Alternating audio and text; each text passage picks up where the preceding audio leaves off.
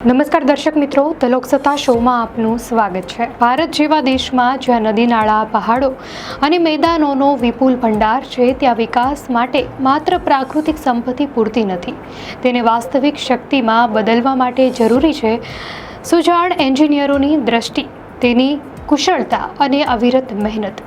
આજે 15 September engineers day, ત્યારે આપણે યાદ કરીએ છીએ એવા મહાન વ્યક્તિત્વને જેમણે પોતાના વિચારોથી અને કાર્યો દ્વારા સમગ્ર ભારતને વિકાસના નવા માર્ગ પર દોરી ગયું। તે છે ભારત રત્ન સર મોક્ષગુંડમ વિશ્વેશ્વરૈયા। સર એમ વિશ્વેશ્વરૈયાનો જન્મ 15 સપ્ટેમ્બર 1861ના રોજ કર્ણાટકના ચિક્કબલ્લાપુર જિલ્લામાં થયો હતો। એક સામાન્ય બ્રાહ્મણ પરિવારમાં જન્મેલા વિશ્વેશ્વરૈયાએ બાળપણથી જ તેજસ્વી બુદ્ધિ અને અભ્યાસ પ્રત્યેનું સમર્પણ દર્શાવ્યું। સંસાધનોની તંગી વચ્ચે પણ તેમણે પોતાના શિક્ષણને પ્રાથમિકતા આપી અને પછી પુણેના પ્રસિદ્ધ કોલેજ ઓફ એન્જિનિયરિંગમાંથી સિવિલ એન્જિનિયરિંગની ડિગ્રી મેળવી। આ સફળતાથી તેમના જીવનને એક નવો જ વળાંક મળ્યો અને ત્યારબાદ તેમનું નામ માત્ર ભારતમાં જ નહીં પરંતુ સમગ્ર વિશ્વમાં એન્જિનિયરિંગ ક્ષેત્રે ગૌરવ સાથે લેવામાં આવવા લાગ્યું। વિશ્વેશ્વરૈયાએ પોતાની કારકિર્દીની શરૂઆત બોમ્બે પબ્લિક વર્ક્સ ડિપાર્ટમેન્ટમાં કરી, પરંતુ બહુ જલ્દી તેમની પ્રતિભા સામે આવી અને તેમણે સિંચાઈ અને પાણી વ્યવસ્થાપન ક્ષેત્રે અદ્ભુત યોગદાન આપવાનું શરૂ કર્યું। મુંબઈના નાગરિકોને પીવાનું શુદ્ધ પાણી પહોંચાડવા માટે તેમણે જે યોજના બનાવી તે આજે પણ એન્જિનિયરિંગના એક ક્લાસિક ઉદાહરણ તરીકે જોવામાં આવે છે। પાણીના અસરકારક ઉપયોગ માટે તેમનું બનાવેલું બાંધકામ અને સિંચાઈ મોડલ સમગ્ર દેશમાં પ્રસિદ્ધ થયું। તેમના સૌથી મોટા યોગદાનોમાંનું એક છે કર્ણાટકમાં બનેલું કૃષ્ણરાજ સાગર ડેમ। આ ડેમ માત્ર સિંચાઈ માટે પાણી પૂરું પાડતો નથી, પરંતુ વીજળી ઉત્પન્ન કરવાનું, પીવાનું પાણી પહોંચાડવાનું અને ઔદ્યોગિક વિકાસને પ્રોત્સાહિત કરવાનું પણ કામ કરે છે। આ ડેમની રચના દ્વારા વિશ્વેશ્વરૈયાએ સાબિત કરી દીધું કે એક એન્જિનિયર માત્ર ઈંટ પથ્થર ગોઠવનારો નથી, પરંતુ સમાજના જીવન સ્તરને બદલી શકતો દ્રષ્ટા છે। વિશ્વેશ્વરૈયાએ આધુનિક મૈસૂર રાજ્યના પિતા તરીકે ઓળખવામાં આવે છે। 1912માં તેઓ મૈસૂર રાજ્યના દિવાન બન્યા। તેમના નેતૃત્વ હેઠળ મૈસૂર માત્ર એક રાજ્ય નહીં પરંતુ આધુનિક ભારતના પ્રગતિશીલ પ્રયોગશાળા સમાન બની ગયું। તેમના સમયમાં મૈસૂર યુનિવર્સિટી, અનેક ટેકનિકલ ઇન્સ્ટિટ્યૂટ, સ્ટીલ પ્લાન્ટ, એરોનોટિકના પ્રારંભિક પ્રયોગો અને ઔદ્યોગિકરણની શરૂઆત થઈ।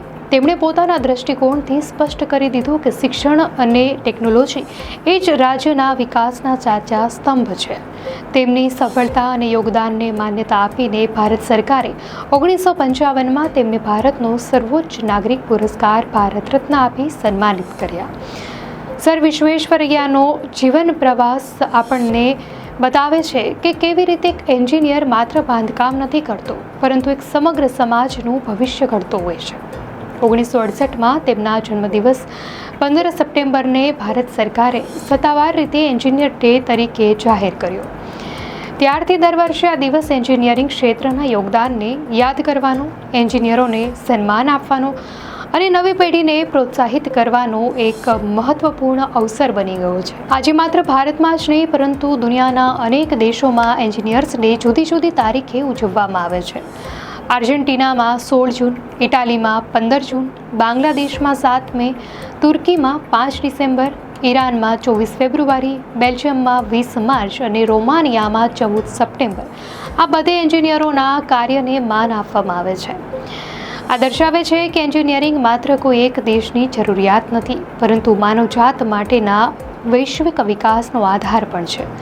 આજે ભારતના એન્જિનિયરો દેશ વિદેશમાં પોતાનું કૌશલ્ય સાબિત કરી રહ્યા છે। Bridge, highway, metro, dam, technology, computer, robotics કે પછી સ્પેસ સાયન્સ, દરેક ક્ષેત્રમાં ભારતીય એન્જિનિયરોની છાપ સ્પષ્ટ દેખાઈ રહી છે। ઇન્ફ્રાસ્ટ્રક્ચર હોય કે આઈટી, ભારતના એન્જિનિયરો વિશ્વના વિકાસમાં અગત્યની ભૂમિકા ભજવી રહ્યા છે। તો વડાપ્રધાન નરેન્દ્ર મોદીએ પણ આ અવસરે સૌ એન્જિનિયરોને શુભેચ્છા પાઠવી છે। સોશિયલ મીડિયા પ્લેટફોર્મ એક્સ પર તેમણે લખ્યું, આજે એન્જિનિયર્સ ડે પર હું સર એમ વિશ્વેશ્વરૈયાને શ્રદ્ધાંજલિ અર્પણ કરું છું। જેમની પ્રતિભાએ ભારતના એન્જિનિયરિંગ લેન્ડસ્કેપ પર અમિટ છાપ છોડી છે. હું એવા બધા એન્જિનિયરોને હાર્દિક શુભેચ્છાઓ પાઠવું છું જેઓ તેમની સર્જનાત્મકતા અને દ્રઢ નિશ્ચય દ્વારા નવીનતાને આગળ ધપાવવા અને વિવિધ ક્ષેત્રોમાં મુશ્કેલ પડકારોનો સામનો કરવાનું ચાલુ રાખે છે. આપણા એન્જિનિયરો વિકસિત ભારત બનાવવાના સામૂહિક પ્રયાસોમાં મહત્વપૂર્ણ ભૂમિકા ભજવતા રહેશે.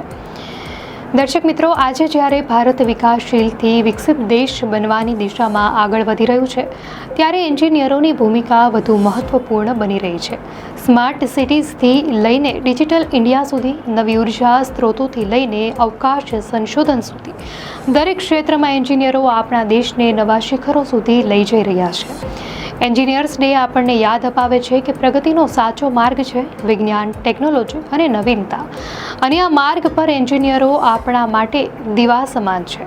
સર વિશ્વેશ્વરૈયાના જીવનમાંથી આપણે શીખીએ કે એક એન્જિનિયરની કલ્પના અને મહેનતથી માત્ર બાંધકામ નહીં પરંતુ સમગ્ર રાષ્ટ્રનું ભવિષ્ય ઘડી શકાય છે. દર્શક મિત્રો, આ માહિતી આપને કેવી લાગી? આપની પ્રતિક્રિયા અમને કોમેન્ટમાં ચોક્કસથી જણાવશો. અને જો આપને આ વિડીયો સારો લાગ્યો હોય તો વિડીયોને લાઇક કરો અને ચેનલને સબસ્ક્રાઇબ કરો.